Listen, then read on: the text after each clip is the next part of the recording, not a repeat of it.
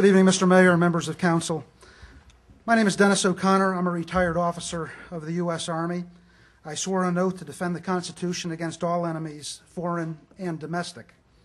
I served a full career on 4 continents, including under fire, and the Constitution means something to me.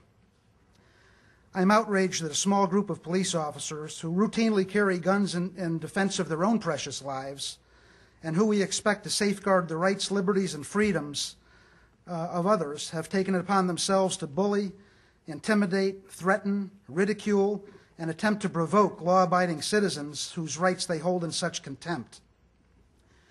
Generations of young Americans have died face down in the mud on battlefields far from home to preserve for posterity these very rights.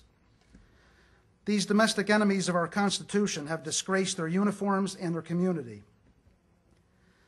The citizens and voters gathered here tonight to take a stand against these outrages now expect leadership from you, members of City Council, to guarantee that our constitutional rights and civil liberties will be respected. Thank you. And Mr. Mayor and Council, I appreciate you taking the time to listen to my talk. Even though I wasn't present at Tony's Pizza 6 weeks ago, I'm here, like most of the people here, to protest the behavior of the Manassas City Police Department that night. But like a couple people said, I think there's one person that really needs to be complimented, and that's the 911 call taker. She apparently knew the law better than the police officers. 2.5 years ago, I was involved in a similar incident like Tony's that occurred at a restaurant in Reston. After spending some time at the shooting range, about 10 of us adjourned to this restaurant for dinner. Most, but not all of us, were armed. A concerned citizen called 911 from the parking lot about a group of armed people at the restaurant. I don't have a problem with that. The part that's different than what happened at Tony's and what happened 2.5 years ago is the fact that when the Fairfax police arrived, they had 3 officers that surrounded the table of 10 diners. The only officer who spoke asked just 2 questions. He wanted to know if we were law enforcement and who had guns. The whole interaction lasted no more than 10 to 15 seconds. Then the police retreated to the front of the restaurant and to determine whether or not we had broken any laws.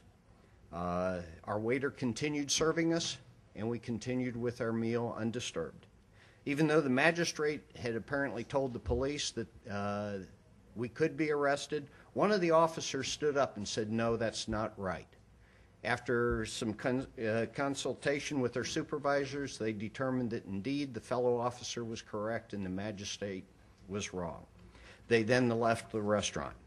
At no time did the Fairfax County Police demand IDs of any of us, demand that we conceal our firearms because only police could open carry, pressure the management to eject us, or demonstrate a hostile attitude towards any member of the group. Instead, they behaved in a very professional manner. They responded to the call, verified that we weren't doing anything wrong, and then left. As we were paying our bill, the waiter told me that he hadn't realized that we were armed until the police came. He encouraged us to return again. Since this incident 2.5 years ago was written up in the press and received a lot of publicity at the time, I would expect that the police in nearby jurisdictions would know that the law does prohibit open carry.